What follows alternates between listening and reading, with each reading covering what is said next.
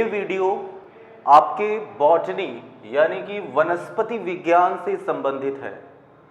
Board पर वनस्पति विज्ञान के संबंध में कुछ जानकारी लिखी गई है और मैं आपसे अनुरोध करूंगा कि आप ऐसी जानकारी को अपने कॉपी में लिख लें। दोस्तों, बॉटनी का एक दूसरा पर्यायवाची होता है इंग्लिश में, जिसे फाइटोलॉजी कहते हैं, और ये उससे रिलेटेड पहला लेक्चर आपके सामने चालू हो रहा है। तो दोस्तों, यहाँ पर पहला पॉइंट ये लिखा है कि विज्ञान की वह शाखा जिसके अंतर्गत वनस्पतियों का अध्ययन किया जाता है उसे वनस्पति विज्ञान कहते हैं। फिर दूसरे पॉइंट में महत्वपूर्ण जानकारी दी गई है कि थियोफ्रास्टस नामक वैज्ञानिक को वनस्पति विज्ञान का जनक या फादर ऑफ बॉटनी कहा जाता है। क्यों कहा जाता है, वो तीसरे पॉइंट पर।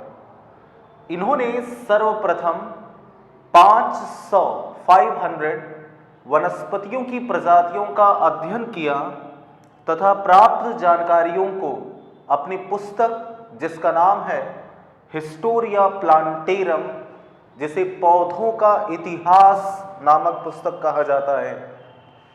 इसलिए वनस्पति विज्ञान का जनक जो होता है वो थियोफ्रास्टस को कहा जाता है। यानी कि इतने पॉइंट में आपने ये जीव वनस्पति विज्ञान का आपने इंट्रोडक्शन या परिचय देखा। तो वनस्पति विज्ञान के अंतर्गत हम लोग वनस्पतियों के बारे में ज्ञान प्राप्त करेंगे और थियोफ्रास्टस को वनस्पति विज्ञान का जनक कहा जाता है तथा इनकी पुस्तक का नाम हिस्टोरिया प्लांटेरम है, जिसे अगर हम लोग अपनी लैंग्वेज में ट्रांसलेट कर दें तो उसका मतलब हो जाता है हिस्ट्री ऑफ प्लांट, यानी कि वनस्पतियों का इतिहास। अब इस बोर्ड को मैं मिटाऊंगा और इस बोर्ड में फिर से वनस्पतियों के वर्गीकरण के बारे में जानकारी दूंगा। तो सबसे पहले वनस्पतियों का वर्गीकरण, यानी अब इस चैप्टर में आप पहला हेडिंग डालेंगे वनस्पतियों का वर्गीकरण, क्लासिफिकेशन ऑफ प्लांट। तो दोस्तों, बात यह है कि वनस्पतियों का वर्गीकरण सबसे पहले किसने किया था? तो एक साइंटिस्ट हैं जिनका नाम है इकलर। इकलर नामक वैज्ञानिक ने सबसे पहले वनस्पतियों का वर्गीकरण किया था और इन्होंने देखा कि इस पृथ्वी पर पौधे जो होते हैं वो दो प्रकार के होते हैं। कुछ पौधे ऐसे होते हैं जिसमें पुष्प और बीज का निर्माण नहीं होता और कुछ पौधे ऐसे होते हैं जिसमें पुष्प तथा बीज का निर्माण होता है। इस आधार पर अगर कहें तो पौधे कुल मिलाकर के दो प्रकार के हो जाते हैं। एक, पहले मैं हेडिंग डालूंगा, ये है पौधों का वर्गीकरण। आप भी हेडिंग बना लीजिए, पौधों का वर्गीकरण।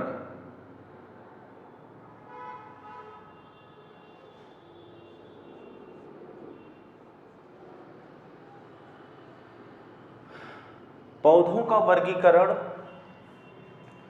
सर्वप्रथम इकलर नामक वैज्ञानिक ने किया था। इकलर की स्पेलिंग है EICHLER।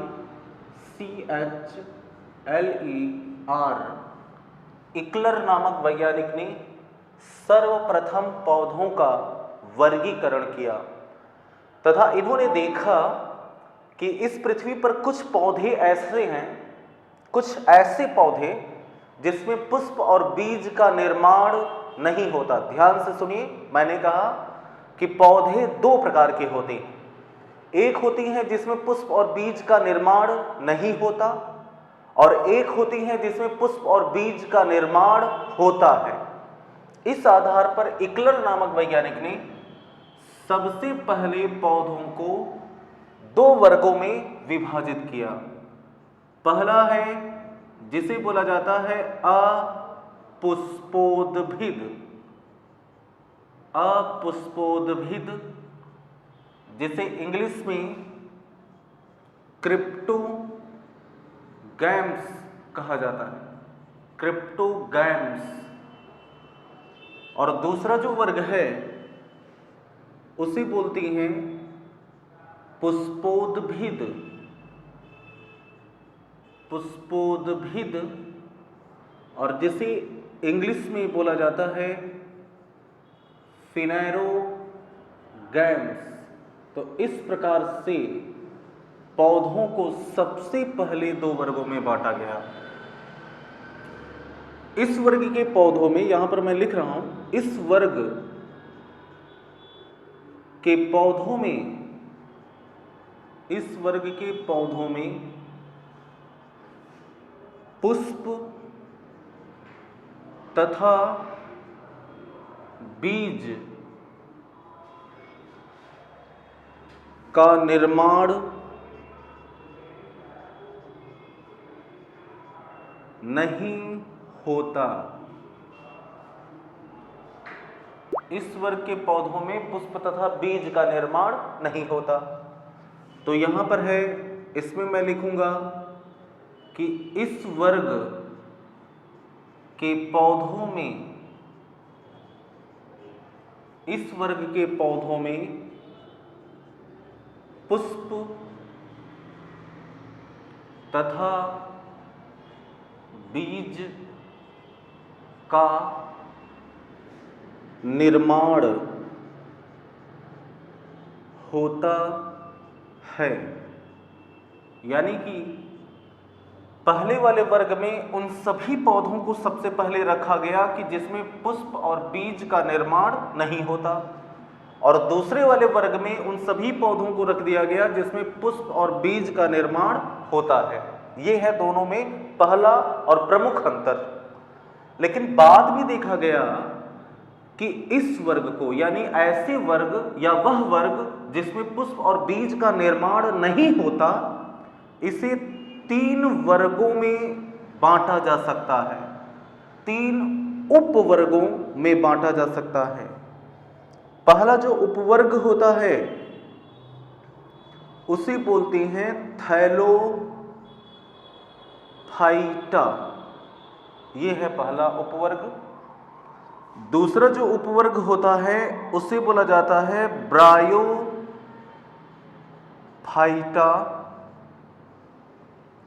और तीसरा जो उपवर्ग होता है उसे बोला जाता है टेरिडोफाइटा। फिर देखा गया कि इसे भी 2 वर्गों में बांटा जा सकता है, और वो है जिम्नोस्पर्म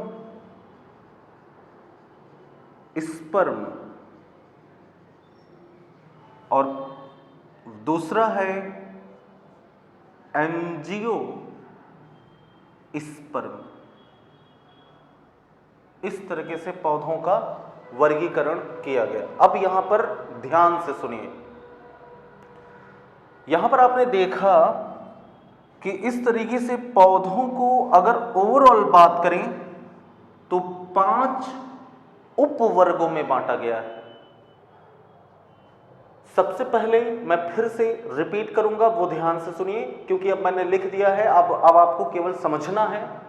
पौधों का वर्गीकरण इकलर नामक वैज्ञानिक ने किया था, और इन्होंने देखा कि पौधे 2 प्रकार के हो सकते हैं। कुछ पौधे ऐसे हैं जिसमें पुष्प और बीज का निर्माण नहीं होता, और कुछ पौधे ऐसे होते हैं जिसमें पुष्प और बीज का निर्माण होता है। अब जब देखा गया कि वे पौधे जिसमें पुष्प और बीज का निर्माण नहीं होता, उन्हें भी 3 उपवर्गों में, थैलोफाइटा, ब्रायोफाइटा, टेरिडोफाइटा में, और जिसमें पुष्प और बीज का निर्माण होता है और उन्हें भी 2 वर्गों में, जिम्नोस्पर्म और एंजियोस्पर्म में डिवाइड कर दिया गया। तो अगर ओवरऑल बात करें तो पौधों को 5 वर्गों में बांटा गया है। पहला है थैलोफाइटा, दूसरा है ब्रायोफाइटा, तीसरा है टेरिडोफाइटा, चौथा है जिम्नोस्पर्म और 5वां है एंजियोस्पर्म। अब बात यह है कि कैसे हम इन 5 को समझें। तो दोस्तों, यहां पर अगर इसके बारे में आप सटीक जानकारी देखना चाहते हैं तो यहां पर एक ट्रिक मैं आपको ये बताऊंगा कि जैसे जैसे मैं लेफ्ट टू राइट पढ़ूंगा, यानी कि बाएं से दाएं बढ़ूंगा, वैसे वैसे आपको ये समझना है कि प्लांट की जो क्लास है वो हाई होती चली जाएगी, उच्च होती चली जाएगी। जैसे थैलोफाइटा वर्ग सबसे निम्न कोटि का वर्ग है, इससे ज्यादा हाई क्लास है ब्रायोफाइटा, इससे ज्यादा हाई क्लास है टेलोफाइटा, इससे ज्यादा हाई क्लास है जिम्नोस्पर्म, और सबसे ज्यादा हाई क्लास है एंजियोस्पर्म।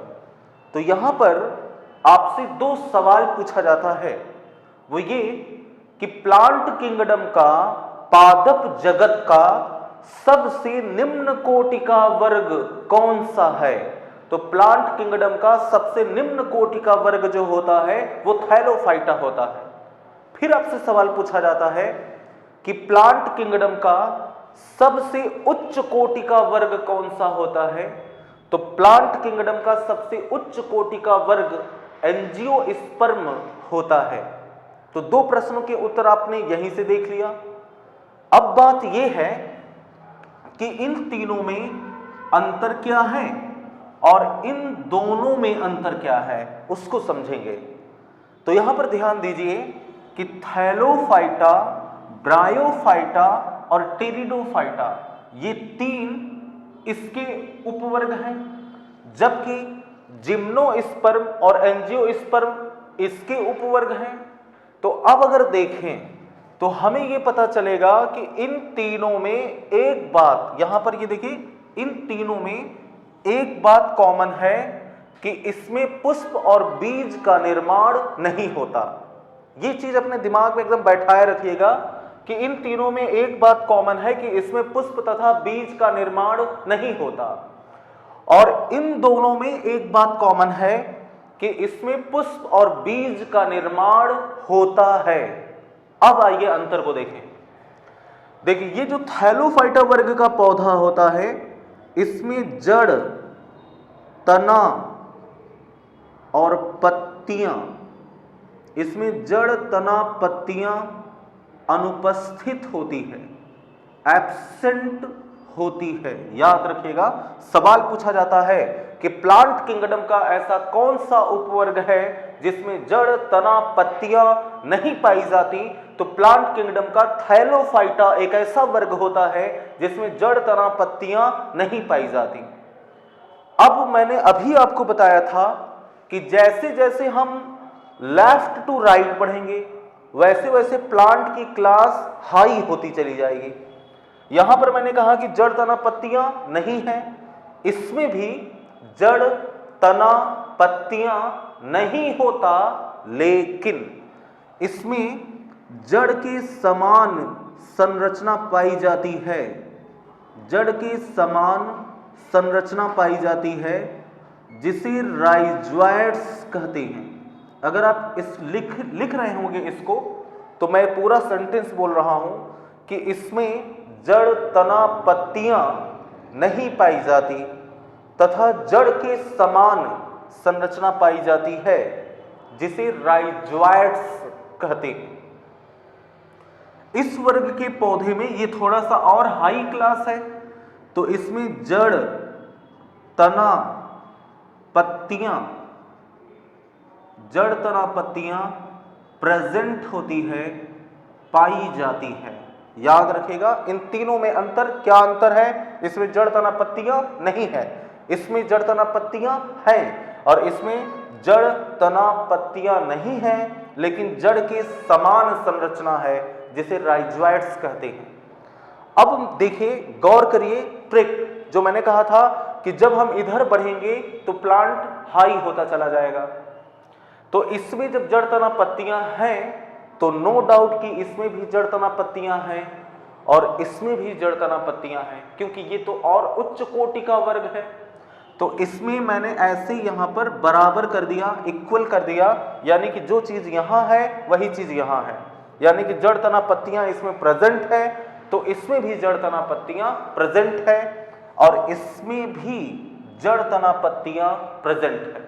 ये है इन पांचों में पहला अंतर। फिर से सुनिए, इसमें जड़ तना पत्तियां नहीं है, इसमें जड़ के समान संरचना है, इसमें जड़ तना पत्तियां हैं, बाकी सब में जड़ तना पत्तियां पूरी तरीके से विकसित होती हैं। तो यहां पर चौथा और पांचवा सवाल, जैसे मैंने आपको बताया कि पहला सवाल आपसे ये पूछा गया कि प्लांट किंगडम की सबसे लो क्लास थैलोफाइटा, दूसरा सवाल प्लांट किंगडम की सबसे हाई क्लास एंजियोस्पर्म, तीसरा सवाल ऐसा कौन सा वर्ग है जिसमें जड़ तना पत्तियां नहीं पाई जाती थैलोफाइटा में, ऐसा कौन सा वर्ग है जिसमें जड़ के समान संरचना पाई जाती है ब्रायोफाइटा, और प्लांट किंगडम का ऐसा कौन सा वर्ग है जिसमें सबसे पहले जड़ तना तथा पत्तियों का विकास हुआ तो टेरिडोफाइटा।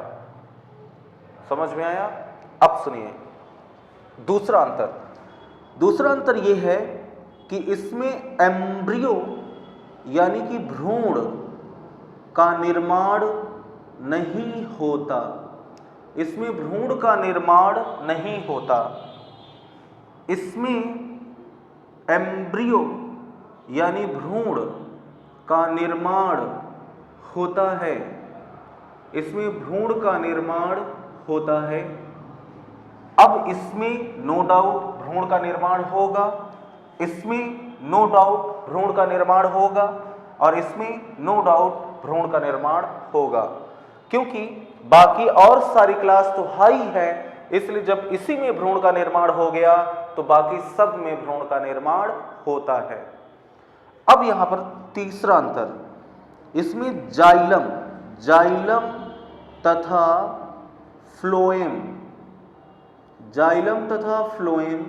नहीं पाया जाता, इसमें भी जाइलम और फ्लोएम नहीं पाया जाता, इसमें जाइलम फ्लोएम नहीं पाया जाता। थैलोफाइटा के बारे में बोल रहा हूं, इसमें जाइलम फ्लोएम नहीं पाया जाता। ब्रायोफाइटा में भी जाइलम तथा फ्लोएम नहीं पाया जाता।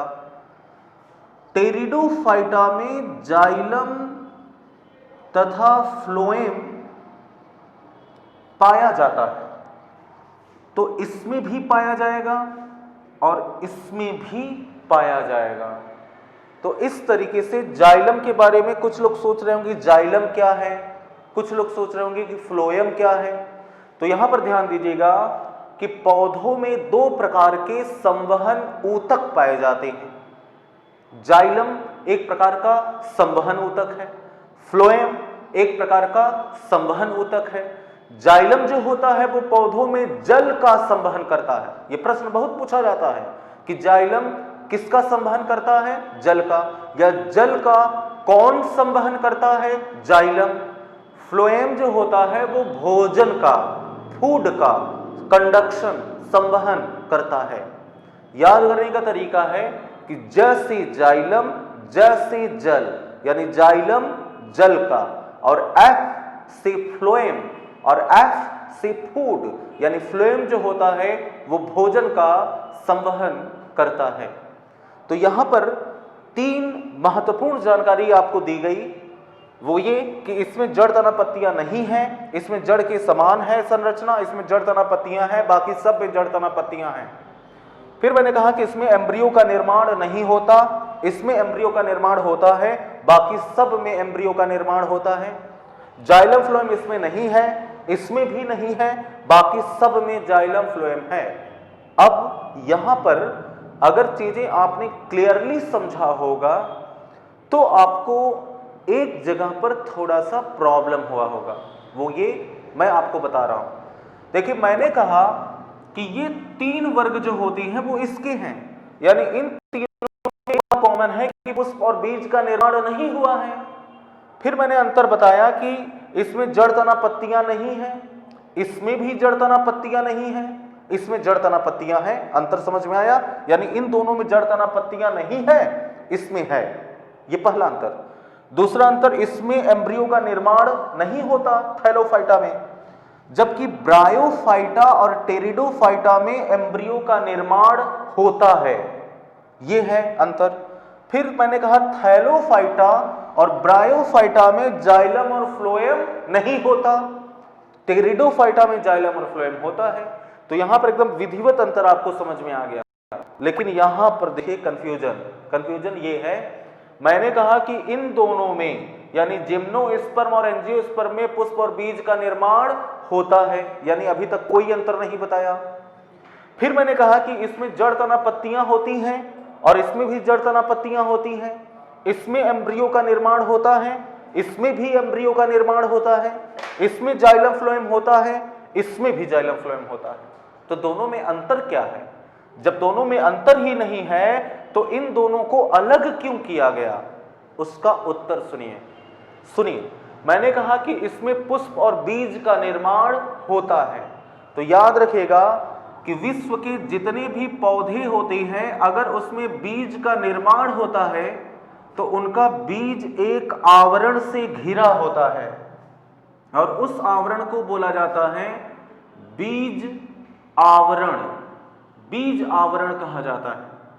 अर्थात एंजियोस्पर्म के जितने भी पौधे होते हैं उनके बीज के ऊपर बीज आवरण पाया जाता है। जैसे चने के बीज के ऊपर एक लेयर, मटर के बीज के ऊपर एक लेयर, गेहूं के बीज के ऊपर लेयर, सरसों के बीज के ऊपर लेयर, बादाम के बीज के ऊपर लेयर, काजू के बीज के ऊपर लेयर पाई जाती है। लेकिन जिम्नोस्पर्म वर्ग के जो पौधे होते हैं इनके बीज के ऊपर बीज आवरण नहीं पाया जाता, इसलिए इनका जो बीज होता है वो नग्न होता है और इसलिए इन्हें नग्न बीजी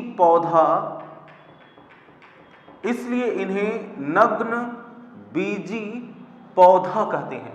तो सवाल पूछा जाता है कि प्लांट किंगडम का ऐसा कौन सा वर्ग है जिसके बीज नग्न होते हैं? तो प्लांट किंगडम का जिम्नोस्पर्म एक ऐसा वर्ग होता है जिसके बीज नग्न होते हैं, इसलिए इसे नग्न बीजी पौधा कहते हैं। तो दोस्तों, इस वीडियो में मैंने यहां पर आपको एक कॉमन जानकारी दी है।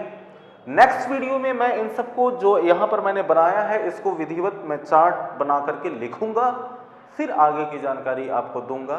Thank you so much.